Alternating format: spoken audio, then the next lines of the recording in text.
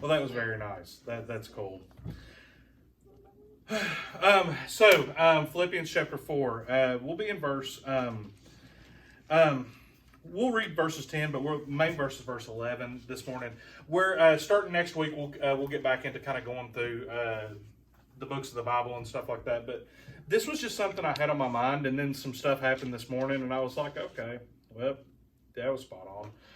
But in this, and we talk, and Philippians chapter 4 is a chapter that's used a whole lot to teach, to preach from, to just read, to put on coffee mugs, and to put on everything, because it is there's a lot of encouragement in this chapter.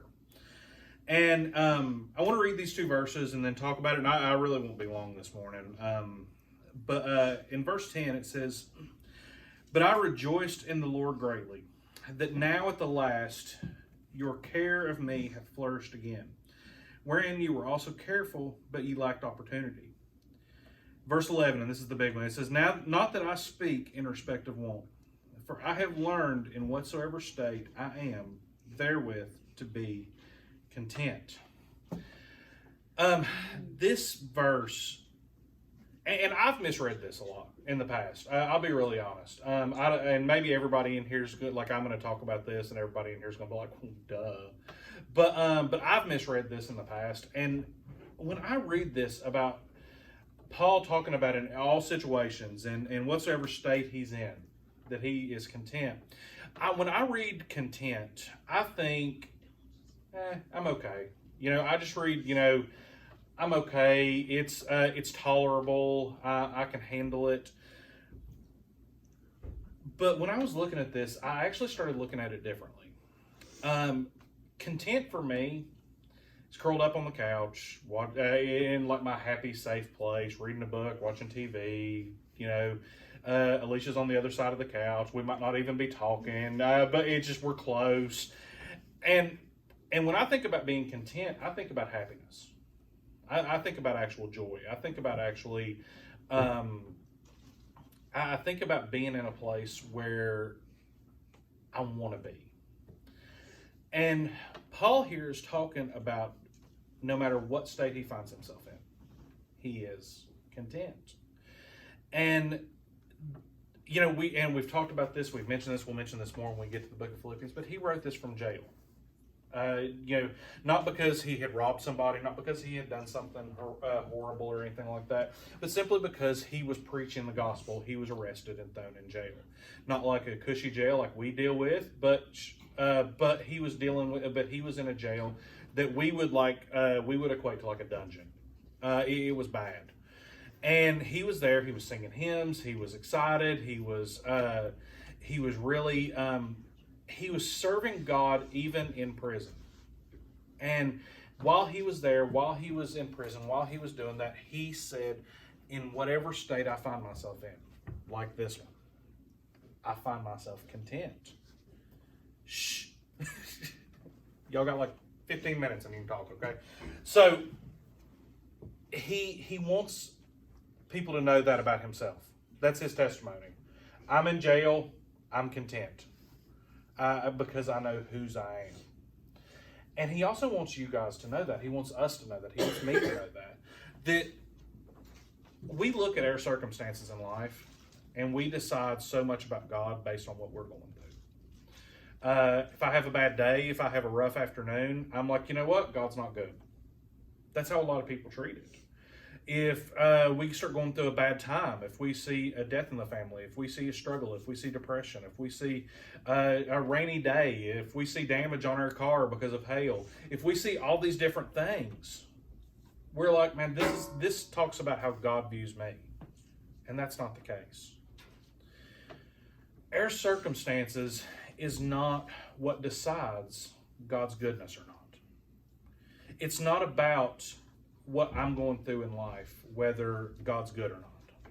God's good whether I am living the greatest part of my life. I've hit the high point in my life, or whether I'm in jail about to be executed for my faith. God's still good. Because we like to sit here and we like to say in our like nice cushy room. We like to sit here and pretend that we have bad times, that we know real struggle, and we do, and I'm not negating any of that. But we see a lot of the time that there are people all over the world that their best times are our worst times. People all over the world are dying for a corner of the page of the Bible. And God's still good. He's better to them than he is even to us, because they see it and they can understand it. Because they realize that in their situation, they are content. They're happy. They find joy. And in that contentedness, in that happiness, in that joy, it's not about the circumstance. Because we're not, like, God's not calling us just to walk into every bad situation and be like, this is awesome. That's not what he's calling us to do. But what he's calling us to do is to understand that our joy is not based on the circumstance, but it's based on whose we are, and we're his. Our joy is based on the fact that we look in the future and we can see that, you know what, all this is going to pass away. As a Christian, we have all the joy in the world that we could possibly have, because we know what comes next. We know that regardless of everything that we're going through, it's going to be okay. Regardless of how bad now gets, how bad tomorrow is, how bad yesterday was, our future is going to be the greatest. It's going to be so good. It's going to be, it's beyond words. Paul says himself that it's eyes not seen, ears not heard. There's nothing that anybody could ever see on earth that's going to compare to what it looks like in heaven. There's nothing that we could ever hear on earth that's going to compare to the sound there, the sound of music, the sound of praise, the sound of worship. There's nothing that we can come up with that's going to compare to what is there. And it's in that knowledge that we can understand that we can be content in everything. And it's hard. And I don't pretend to sit here and be like, you know what, you're just going to like flip a switch in your mind, and then like from here on out, everything that sucks is going to be great. That's not even close to what I'm saying in that. But you have to work at it. And when you work at it, it gets easier, it gets better. And that comes from the closer you get to God and the more that you see him. Because the more that we see God and the more clearly that we see him, the more we're going to understand this verse. You know, the Bible tells us that if we draw close to him, he draws close to us. Every step we take towards him, he takes a step towards us. So when we see him and we see his beauty, we see his his mercy, when we see his grace, when we see his forgiveness and his love for us, that's going to help us to see and to understand how to be content in every situation. When I'm going through a bad day, I think about the forgiveness that he's already given to me. And that helps me, because he's had to give me a lot. And when you're going through a bad day, think about something that he's done for you. Think about some way that he's blessed you, some way that he has helped you, your family, some way that he has grown you, some moment in your life where he was just present in it. And that's going to help you to find contentment even in the struggles, even in the bad times. And Paul is pushing this, that he's content where he is, because he knows that in the future, it's not about his position on earth. It's not about the fact that he accomplished everything or he accomplished nothing. But he realizes that it's about how he loved God and how he's with him now. Paul experienced God in a closer way than probably any of us ever will, and I hope that some of you guys do. And I hope that some of you guys leave Paul in your rearview mirror when it comes to relationship with him. That's my prayer. But Paul had one of the closest relationships with God, really outside of Jesus, and he was God, of anybody that ever walked the face of the earth. And in that closeness, he found contentment. And for us sitting in this room in 2021 with just dumpster fire to the left, dumpster fire to the right, and just everything around us is burning and it looks awful,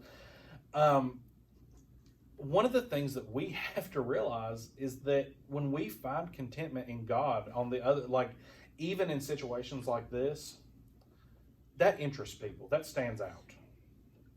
When I look at people going through hard times and I see them with a smile on their face, that sticks out to me. Man, that catches my attention. I think of people like Phil. Phil goes through a lot more than anybody knows, and the reason that nobody knows is because he doesn't complain about it. He smiles and he goes on about his life, and he does everything that he possibly can, and he loves God, and he knows God deeply. That's the kind of relationship that I want. I'm a complainer. I'm just going to be really honest. When something's going bad in my life, I'm going to tell a lot of people. When we were dealing with some of the stuff with my stepdad, we sat down at the funeral home, and I just unloaded on this poor woman and told her everything that was going on in my life and wrong with my life. And she just sat there, and at the end of it, she just kind of looked at me and was like, wow. And that was about all she could really say because of everything. And so I just unloaded and I complained, and I let complete strangers know what all the problems were that was going on. And in that moment, it actually kind of helped. So I'm not like bashing myself and saying, oh, I can't believe I did that. But I am a complainer. I'm a pessimist. We can walk into a situation and everyone's like, oh, this is great. This is amazing. And I'm like, man, it's going to go wrong here, here, here, here. And that's how I am. And then I see people like Phil that walks into a situation that seems hopeless, that seems like there's no chance. And he's like, God's got this. He's going to take care of it. And I'm encouraged. I'm built up. I'm challenged. I want to be better. And I want to be more like Phil than I do me. I'll be honest. Like I don't want to like go around like complaining and like griping all the time. I want to be more like Paul than anybody. I want to be able to look in any situation and be like, you know what? I'm happy, no matter what's going on. I'm content. I'm comfortable in all these situations. Not because the situation is cushy. Not because the situation is just full of comfort, but because I know who has the situation in his hand.